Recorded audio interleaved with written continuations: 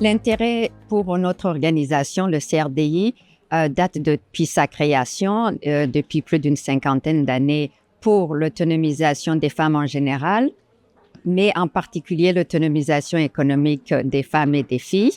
Et l'intérêt porte du fait que c'est très compréhensible qu'on ne peut pas parler de développement en ignorant la moitié de la planète.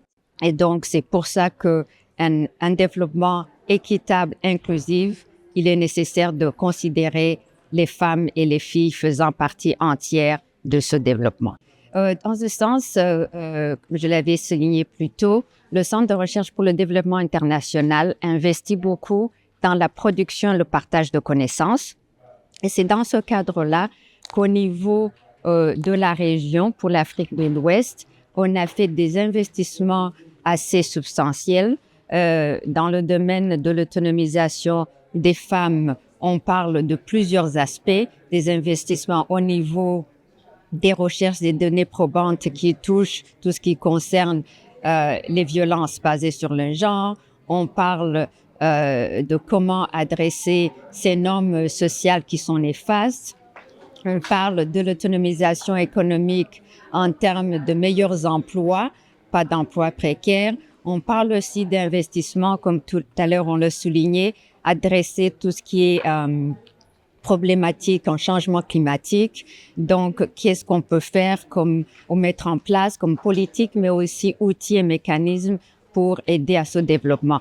Et actuellement, il y a depuis à peu près 2 ans, le Centre de recherche pour le développement international a investi plus de 20 milliards de francs CFA dans ces domaines et on continue, on intensifie ces investissements à travers la région et même au Sénégal en particulier. Le fait que le travail n'est pas rémunéré, c'est une grande partie du travail des femmes actuellement, cause un problème majeur.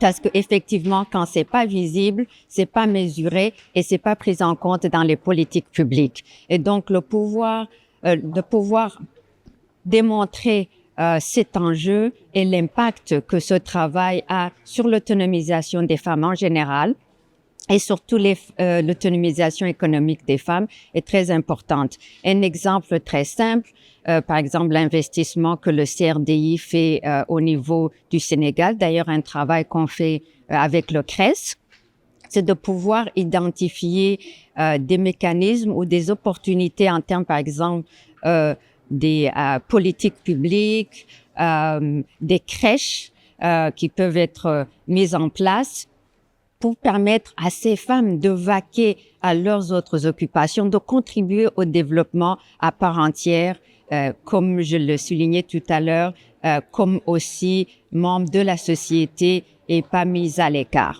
C'est ça, c'est ce que je disais, c'est effectivement de mettre en place des mécanismes qui facilitent cette participation entière de la femme.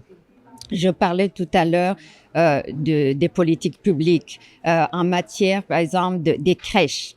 On sait très bien le temps que les femmes passent s'occuper des petits-enfants. Est-ce qu'on peut faciliter ces aspects-là?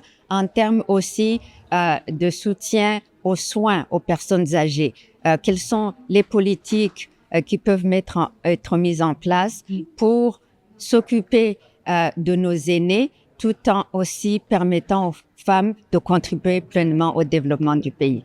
Oui, il est très évident malheureusement que avec des enjeux dont on a fait face, et surtout même au niveau de Covid, de la pandémie qui n'a pas aidé, les indicateurs qu'on espérait atteindre en 2030 pour l'égalité des genres ne seront pas atteints à temps, mais c'est un travail collectif continu et c'est dans ce sens-là que ce partenariat, que ce soit avec CRES, les chercheurs en général, que ce soit avec les organisations comme ONU Femmes, que ce soit aussi avec les gouvernements comme le ministère ici de la femme, de la famille et de la protection des enfants est très important parce que c'est qu'ensemble qu'on peut atteindre ces objectifs-là.